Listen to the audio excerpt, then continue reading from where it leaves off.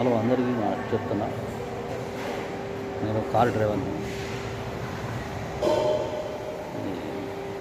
ఒక డ్రైవర్ని నేను మాట్లాడుతున్నా. ఈ లారీ చాప్టర్ 1 మూవీ గురించి చాలా మీడియాలలో, చాలా సోషల్ మీడియా మాట్లాడతారు చాలామంది. ఈ lorry chapter 1 movie Srikanth Reddy అనే వ్యక్తి ఒక సామాన్యుడు. ఆయన సినిమా తీసిండు, వీడియోలు చేసుకున్నాడు, అతను బతుకుదేరుకు ఏదో చేసిండు.